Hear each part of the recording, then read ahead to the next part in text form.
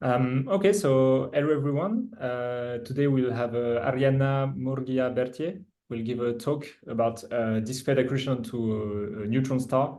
So you will have the time you need, something like 45 minutes, as long as you wish, and then we will end up with some questions. The floor is yours. Thank you very much, and thank you very much for inviting me. I have seen this series online, and they're pretty amazing. So today I'll discuss discrete accretion onto neutron stars. So Pushpita already gave a really nice talk about this. I think in March, if I'm not mistaken. You can check it up online. It's pretty good. So I'll just talk a little bit about another set of simulations that we've been doing and try to build some intuition. So there are many astrophysical scenarios where we have a neutron star that is interacting with an accretion disk. For example, some people think that ultra-luminous X-ray sources could be accretion onto neutron stars, X-ray pulsars, gamma-ray bursts, magnetar-powered supernovas, you name it. It's pretty ubiquitous in astrophysics. So of course, studying them is going to be very interesting. Now, neutron stars are also very, very interesting by themselves because unlike black holes, they actually have a surface. So they emit periodically, and we can very nicely infer their spins. Now, studying accretion is also important because through understanding all these observations, we can learn about the neutron star equation of state, because we can learn about the mass and the radius of the neutron star. So this tells us a lot about how matter behaves at very large densities. Again, this is a very important subject to study. But of course, there are many interesting questions that still need to be solved, and there are many work that also needs to be done. So let me just give a quick introduction, and then I'll discuss some simulations and build our intuition through those simulations. So isolated neutron stars typically emit radio signals, but when accretion is present, it complicates everything. So here I'm just showing a tiny cartoon from Cal's paper where we have a neutron star and accretion onto neutron star. So if we have accretion, what's happening is that the open field lines of the pulsar will be enhanced by the accretion. So basically you have these open field lines that are emitting in the normal isolated pulsar, but if we add accretion, they'll open up. And I'll tell you later, we'll discuss later how they open up. So this can add to the pulsar spin down luminosity, and this will emit in the radio. So if we have also accretion, another process known as the Blandford pane can thread magnetic fields, and we can see this disk emission in X-rays. So when do we have X-rays? When do we have only radio? How does the magnetic field or torus properties affect all this emission? Now, another question we can ask is, the neutron star is actually oblique. It's not an aligned rotator. So how does this affect the emission? Another very important question, for example, linked to observation, is how do we get these transitional millisecond pulsars where we get a transition between the X-rays and the radio? Now, all of these questions are extremely hard to answer because of the nonlinearity of the interaction of the gas with the neutron star's magnetosphere. We need first principle 3D general-relativistic magnetohydrodynamical simulations of this interaction. Analytically, it's extremely hard to do. So simulations themselves are extremely challenging. You need general relativistic magnetohydrodynamics, or GRMHD,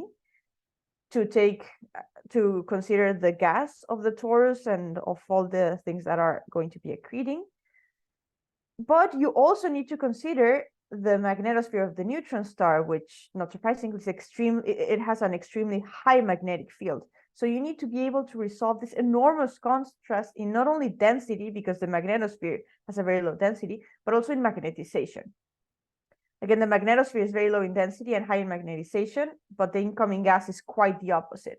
So we need two different approaches, what's called a force-free approach for the magnetosphere, which cannot handle the gas, and we need a typical GRMHD type of approach for the gas, but that cannot handle the very large magnetizations that we need. We need like 10 to the 4 sigma, which is very, very large, more than GRMHD codes can handle.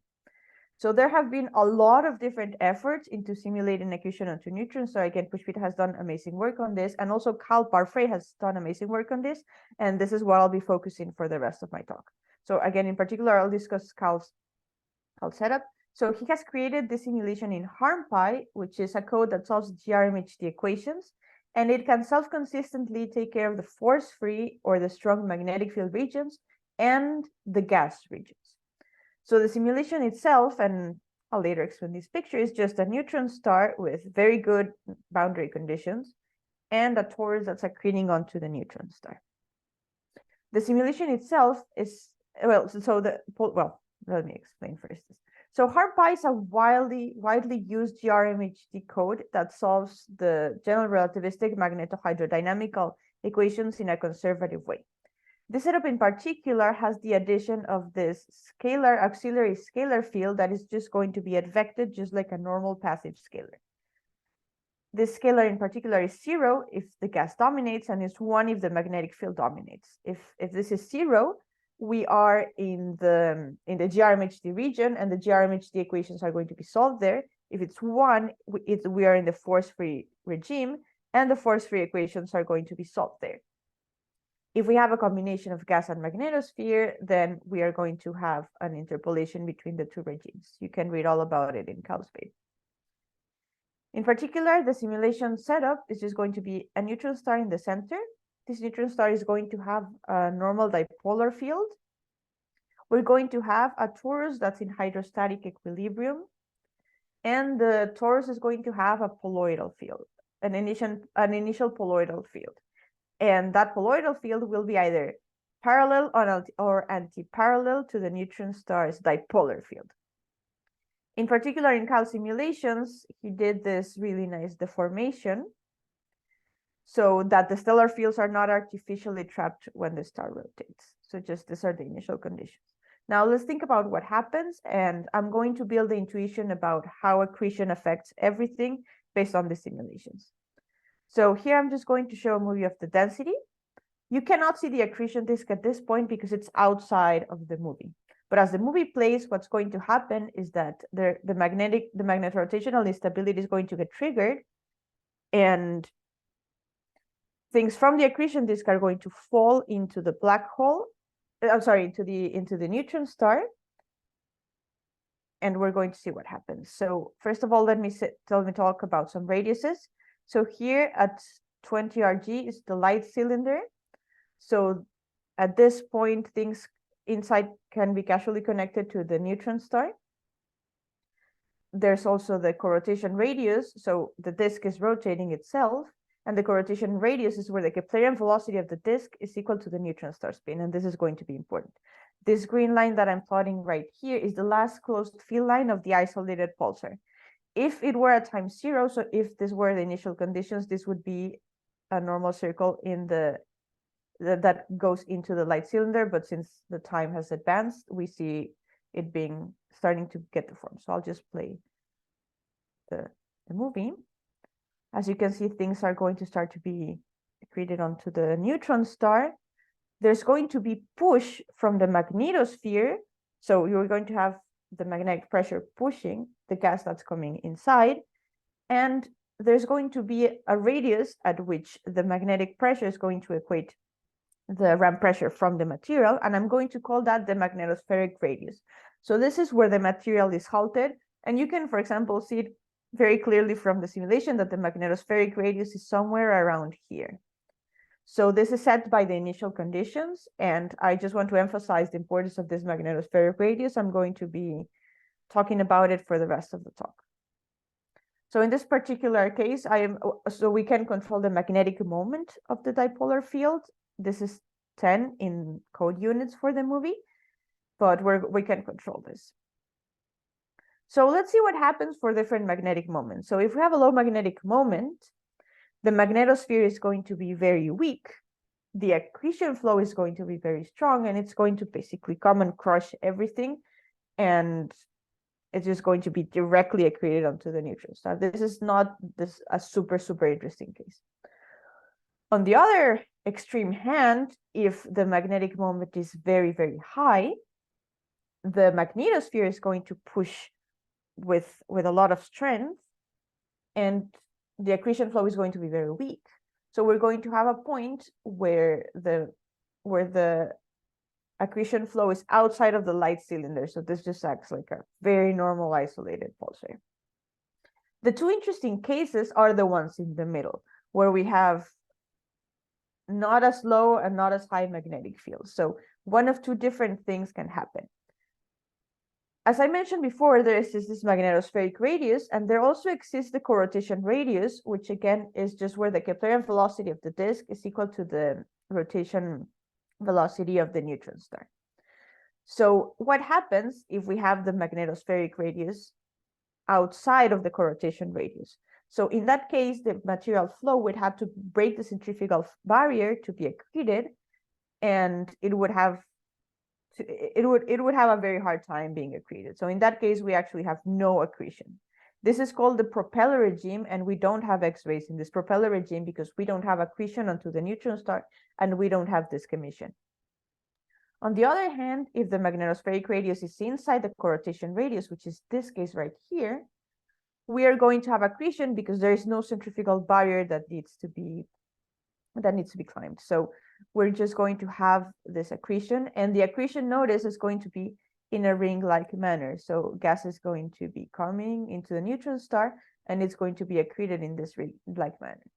Also notice one interesting thing, and it's that I plotted this green line, which is the last closed field line, and in this case, and it basically is opening up. So this interaction is adding on to the pulsar wind. So again, we have these two different regimes, the propeller regime and the accretor regime. The other two scenarios are way too extreme. So these are the interesting ones. So these are the ones that I'm going to be focusing on. Another very interesting thing that Kyle found. So again, one thing that I should have mentioned, the simulations are in 2 dimensions. This first set of simulations are in 2 dimensions. So the geometry of the magnetic field is very important. As I mentioned before, we could have that the magnetic field of the torus is either parallel or anti-parallel to the dipolar field of the neutron star. So what's going to happen? Material is going to be coming with a polarity that's either parallel or anti-parallel. Let's first talk about the anti-parallel. So imagine we have a neutron star with a dipolar field that's like in this direction. You can see me, right? I think you can see me. Okay. And we have the incoming material with a polarity that's the opposite. So what's going to happen is that when they encounter in one of the field lines, they're going to reconnect. This reconnection is going to open the field lines, and this open field line is going to be added to the pulsar wind. So if we have anti-parallel configuration, we have that the field lines are going to open up. There's going to be more pulsar luminosity. If we notice, for example, this green line right here, it's opened up, which would have been closed in the isolated pulsar. Now, what happens in the parallel case? So in the parallel case, we have that the two polarities are the same. So when they encounter, there's not going to be a reconnection. There's actually going to be a push. And this push is going to build magnetic pressure, and it's going to act to close the lines that would have, to close even more the lines that were already closed. So we can see this field line, for example, it's getting even closer to the neutron star, and you actually close more lines in this configuration right here. This line is just the co-rotation radius to show that we're still rotating. We're still, sorry, very near the propeller regime, but it's still accretion. So here I'm just showing the results of the 2D simulations. This is just a summary of what's happening. So here I'm showing quantities that are averaged in time and as a function of the magnetic moment. The red lines show the anti-parallel configuration. The blue lines show the parallel configuration. I'm not going to go into a lot of detail of the other quantities, but let me just show you. This is the magnetospheric radius. This is the mass accretion. This is the open magnetic flux at the light cylinder compared to the open magnetic flux of the isolated pulsar. And this is just the pulsar spin down power. So what we see right away is that at very low magnetic moments, we see this very clear difference between the anti-parallel and parallel configuration in what happens to the open field lines. This is not surprising because, as I explained before, in the anti-parallel case, we're going to have a magnetic reconnection that is going to open up the field lines, and it's going to add them to the pulsar spin down power.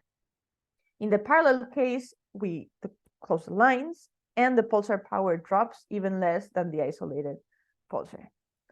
We also have that at some magnetic moment, in this case, like around 40, we enter the propeller regime, where material no longer gets accreted onto the neutron star, And in that case, the two configurations are the same because we're in the propeller regime, nothing is getting accreted, it's the same.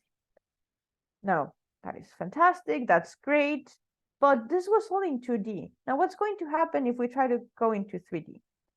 So you can ask this very important question, what about 3D? In 3D, we expect realistic turbulence, and we expect to be able to resolve the magnetorotational instability. We can resolve and model more realistically the flow.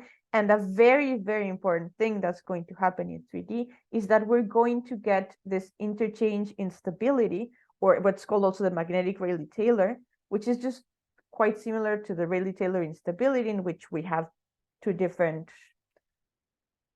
flow with two different, in this case, magnetic fields. But in this case, the interchange instability is can get material from the torus inside the closed field region. And I'm going to show that in 3D movies, but this instability is going to make a lot of difference. So now 3D, of course, is extremely challenging. It's not an easy task to do, but after lots and lots of years of work, this has already been implemented in 3D. So let me show you what happens. All of the movies that I showed before were a poloidal cut of the neutron star because this was just in 2D, but now I can actually show an equatorial cut. So in this case, I'm going to show a movie. This is a time 0. This is the neutron star. This is the co-rotation radius. This is the light cylinder.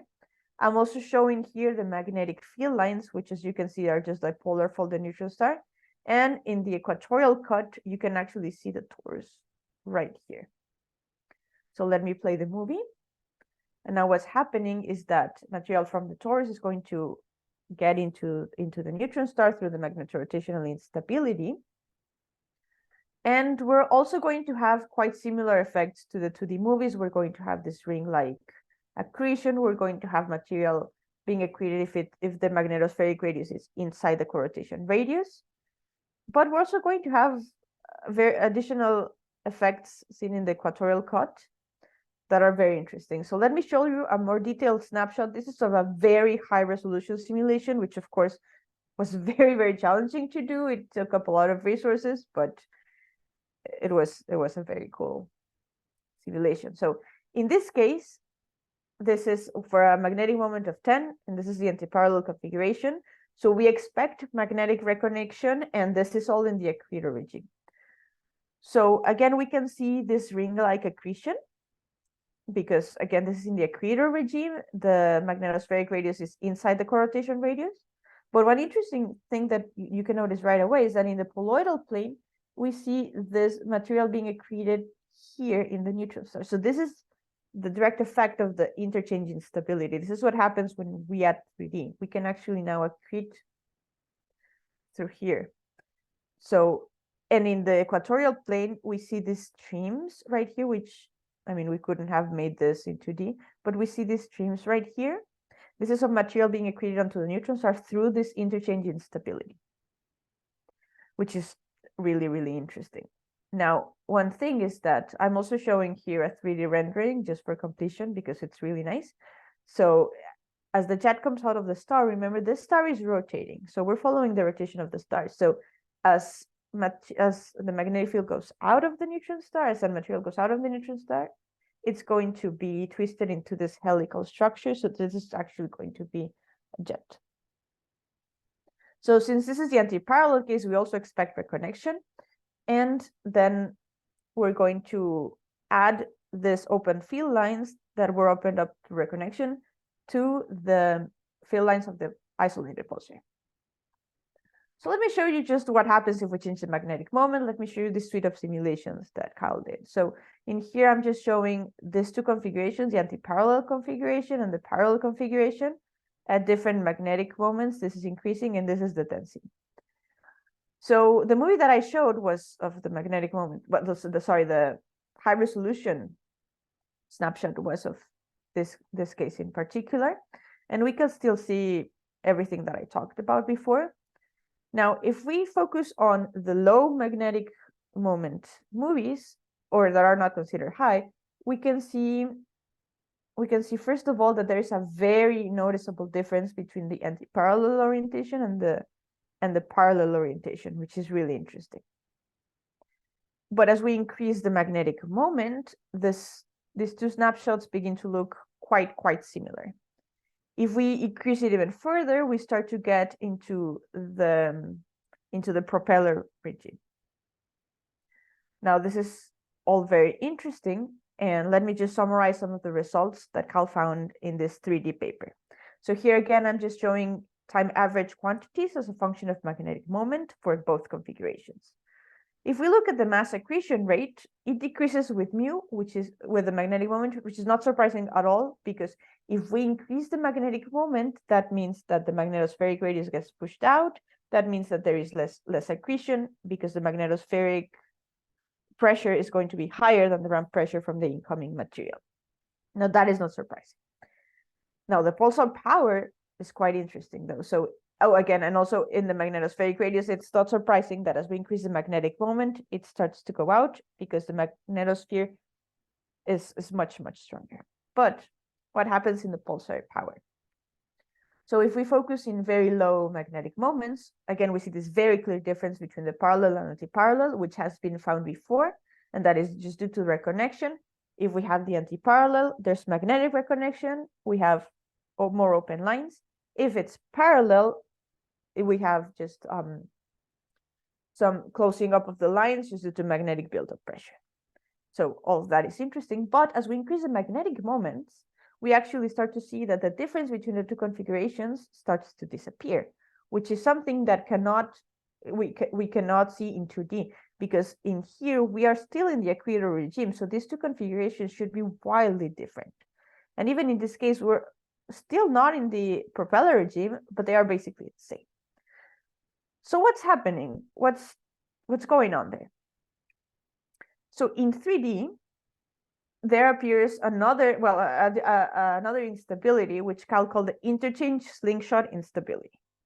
So this instability appears when the magnetospheric radius is very close to the rotation radius. So we're basically super near the propeller regime, maybe even a little bit higher than the co-rotation radius. So what's going to happen is that the interchange instability, so here I'm just showing the density, magnetization, and the scalar auxiliary field as a function of time to show you this interchange slingshot instability. So if we focus, for example, on here we start to see that we get these plumes due to the interchange instability that was already found. But what happens is that these plumes, they have low density, they have very high magnetization, and you can also see them in this auxiliary field as this very like purple color. So the plumes will have, imagine that the magnetospheric radius was inside the co-rotation radius, then these plumes would have a very small angular momentum. They would then spiral in, they would have an angular momentum that's even less than the angular momentum of the star. So they would spiral in, and they would be erased by the incoming material, because they would also have angular momentum much less than the incoming material. So they would be erased. But if the magnetospheric radius is near the co-rotation radius, that means that the angular momentum of the plumes is similar to the angular momentum of the incoming material. If it's a little bit larger, what happens if the magnetospheric radius is a little bit larger than the co-rotation radius, then the angular momentum of the plumes is a little bit higher, which means that it'll spiral outward.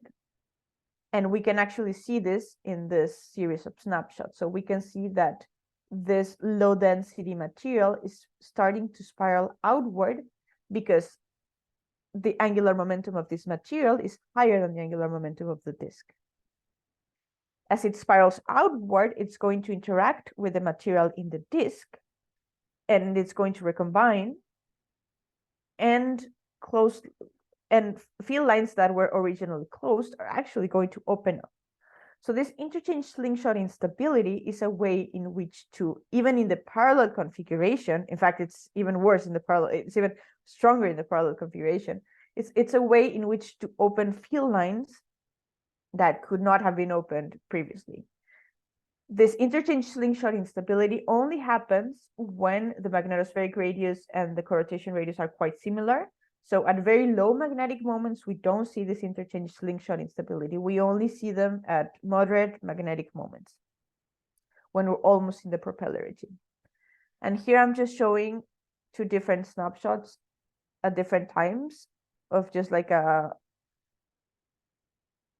it's just like a better way of showing that this plume right here is going to spiral outward.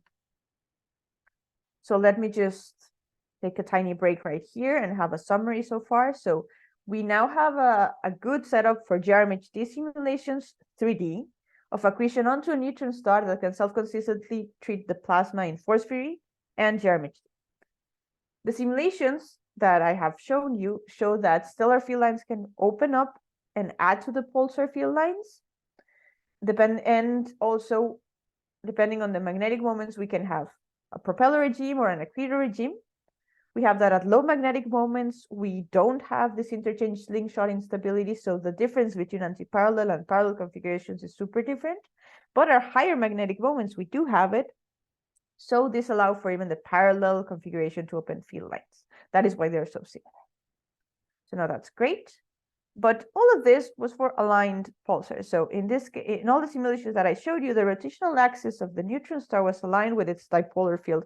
But real neutron stars are not that way. In fact, they cannot be that way because we observe them. If we observe them, it's because the spin axis is tilted with respect to the magnetic pole, so it rotates and we can actually observe them periodically. So we know that the pulsars are actually oblique, or at least they exist.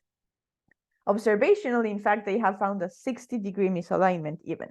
So what happens in those cases, we need to study them. What happens to accretion in those cases? Because now everything is going to get way more complicated. The nice thing about this is that this can only be done in 3D. We need 3D simulations for this non-axisymmetric cases. So for the rest of my talk, I'll discuss the simulation, my GRMHD simulations of accretion onto oblique pulsars.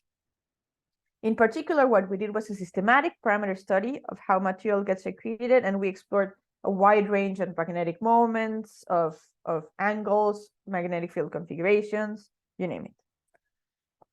So simulated an isolated oblique pulsar, it might seem like, oh, well, you just rotate the dipolar field, you're done. No, it's very challenging. It's just not a matter of rotating everything initially. We need time-dependent boundary conditions. So there have been a lot of studies of isolated pulsars in the force free region, for example, and what they find is that as the inclination angle increases, the spin down luminosity increases by a factor of 2. This means that oblique pulsars tend to lose more energy more rapidly. There have also been a lot of studies on oblique rotators. So there have been in particular this MHD simulations of accretion onto oblique rotators, especially by this Romanova group. As you can see, they have a lot of different years. They find that an increase of the inclination angle means that the accretion is very different. Now, I also want to give a shout out to this amazing work by Pushpita, where she did 3D simulations of accretion onto neutron stars with GRMHD. So yeah, just check that paper out. It's pretty cool. Now, what did I do? So again, I did simulations of this fed accretion onto oblique neutron stars. So I rotated the initial dipolar field by an angle that I'm going to call chi. This were time-dependent boundary conditions, and they were set so that the electric fields on the neutron surface at each time step, they rotate the stellar dipole flux. So basically, this energy conservation. This was months of getting the setup ready. This was months of testing. This was not an easy thing to do, but it was a very fun thing to do. I really enjoyed it, but it was a lot of work. I just want to say that. Now let me show you what happened. So this is a movie. Now in here, the dipolar field is rotated by 60 degrees. So this is a very high level of misalignment, and you can see it from the poloidal cut. And this is the equatorial cut, and I'm just going to show you what happens. I just want to say that you'll see that in the poloidal case, the magnetic field kind of wobbles, and that's because the picture that I'm showing you right here is a poloidal cut. So the neutron star is rotating, and the dipolar field is going to be changing. It's like it's fixed, the poloidal cut. So let's see what happens.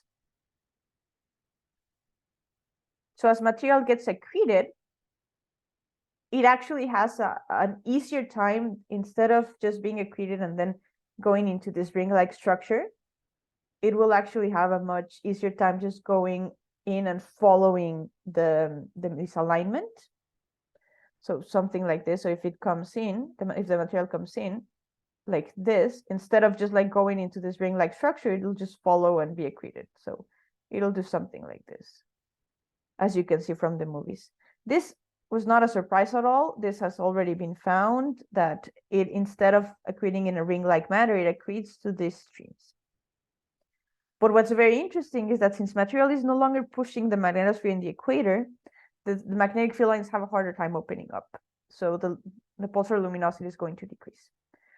So here I'm just showing a density comparison. This is a poloidal cut, and this is and this is an equatorial cut. So this is in the mu omega plane. This is an almost aligned pulsar and a very misaligned pulsar. So what can we say about these differences? So a very clear difference again is that in the aligned pulsar, we have this ring-like accretion, which disappears in this case. Now, what you can also notice in this cut is that the magnetospheric radius is actually going to be increased if we increase the obliquity. There are much less open field lines, since it's just harder to get the reconnection because everything has an easier way to just be accreted. So it has a harder time to get reconnection. So there is less field lines that are going to open up. And these two different effects, what's going to happen is that they are going to decrease the mass accretion and increase the magnetospheric radius. So the material is going to get halted farther away in the high obliquity cases. So this was also a result found by Pushpita, because she also did the antiparallel cases. So she also found that the pulsar luminosity goes down with high obliquity. So let me just show you what happens as a function of time in the simulation. So here I'm just showing different quantities. This is the mass accretion rate. This is the open magnetic field flux normalized to the isolated pulsar. And this is a pulsar power normalized to the isolated pulsar at that obliquity, very important. And this is the magnetospheric radius, one of the magnetospheric radiuses. So this is particular for the magnetic moment of 20. And I kind of cheated right here because I know that at this magnetic moment, we're going to have the interchange slingshot instability, which means that again, the difference between the parallel and anti-parallel configurations is going to almost disappear. It's going to be quite similar. So even if I'm showing, so here I'm just showing for a suite of angles and for the parallel and anti-parallel configurations. And in this particular magnetic moment, we can see that the parallel and anti-parallel configurations are quite similar. So one thing that we can notice right away from looking, for example, at the magnetospheric radius is that in the very low obliquity cases, it can be, for example, in the accretor regime, when the magnetospheric radius is less than the co-rotation radius, which is this line right here. But as we increase obliquity, it becomes higher and it goes into the propeller regime. So we can conclude that it's much easier to get into the propeller regime when we have high obliquity pulsars. Another thing that we can notice is that in the mass accretion rate, for example, it also decreases with increasing obliquity, but it's always non-zero. So you can even see here that you have some accretion. So even if we're very much in the propeller regime, we still have this accretion, which was a new thing. It's non-zero. Now, if we look at the open field flux and also the luminosity, which are very much linked, they decrease with increasing obliquity. And this is all very interesting, and it's mainly because at very large obliquities, it's harder to get reconnection, at least in those cases. So yeah, we can say that. And what happens if we change the magnetic moment?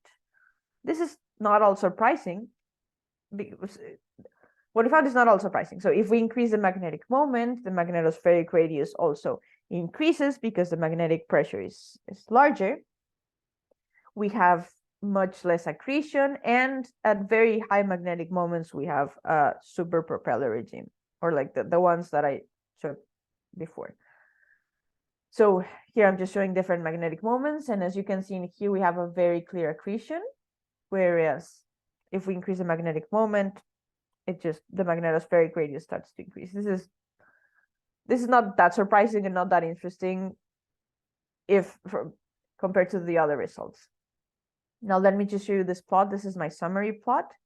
So what can we say? Let me just summarize everything that I've said so far. This is a very, very busy plot, but let me walk you very slowly through it. So here I'm just showing 4 different quantities: the magnetic field open flux, the pulsar power spin down, the mass accretion rate, and the magnetospheric radius. So this is for every simulation that we did. This is just changing the magnetic moment. So blue is a very low magnetic moment, and the pink one is a high magnetic moment. And it's for the 2 different configurations, the parallel and anti-parallel configuration. So it's a very busy plot. We're also showing, just connecting the lines for two different magnetic moments, just to show what I'm going to say. So first, let's focus on very low magnetic moments. So focus only on the blue line for now. So in this case, we have a magnetic moment of 5. So we don't expect the interchange slingshot instability to be triggered. So we expect a very big difference between the anti-parallel and parallel configurations, which you can very clearly see if we look at the open field flux or the pulsar spin down luminosity. So we have a very clear difference between this, which is the anti-parallel case, and the parallel case. This, again, is not surprising. But what happens if we increase the obliquity? So if we increase the obliquity, this difference starts to become less and less and less, because we are actually starting to go into the perpendicular rotator, which should be the same for both configurations. It's the same for both configurations. It's the 90 degrees case. So we have to converge at some point. So what's really interesting is that we span a very large range in magnetic field flux or pulsar spin down luminosity just by changing the obliquity. This is very, very important observationally. So, we span basically everything if we just change the obliquity for a constant magnetic moment. Now, what happens if we choose another magnetic moment, say 20, where we still have where we actually trigger the interchange slingshot instability? So in those cases, we expect the difference between the parallel and anti-parallel to disappear, and we actually see that. So in these cases, if we focus on low obliquity, we see that there's basically no difference between these 2 different cases. And if the interchange slingshot is triggered, as we increase obliquity, we decrease the open field flux, and we decrease also the pulsar spin down luminosity. Now, what's interesting about all these cases, and also in the pink one, we see that we have this very the super propeller regime. So what's interesting about all of this is that we can have also cases where at very low obliquities, we are in the accretor regime, but as we increase the obliquity, we start to get into the propeller regime. And even in those cases, we still have some non-zero mass accretion rate, which is quite interesting. And it could impact observations. So this was basically all the simulations. And also another thing that we discovered is that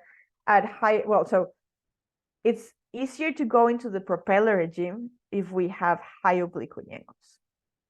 So let me connect this with observations. So I mentioned this transitional millisecond pulsars that change between X-ray and radio pulses. Now, could there be some intermediate states between accretion and propeller due to their obliquity? We have propeller regimes with non-zero accretion. So we could potentially have something that's emitting in radio, but at some point emits in X-rays since it accretes. So there could be some intermediate states. Another thing is that observers have found no clear correlation between spin down luminosity, field strength, or spin of neutron stars that are accreting.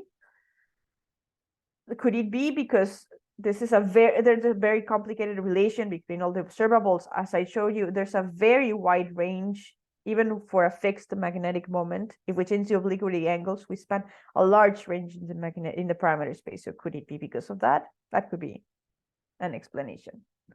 So I'll leave you with my conclusions. So mainly, my conclusions are that at higher obliquities, we have a propeller regime more easily. We also can span a very wide range of pulsar power if we only think about obliquity. if we increase obliquity, we no longer accrete in a ring like matter, we accrete in a stream. And all of that acts to, in the antiparallel configuration, lower the pulsar power, or in the parallel increase the pulsar power, if we have no interchange slingshot. So thank you very much, and if you have any questions, I'll just leave you to it.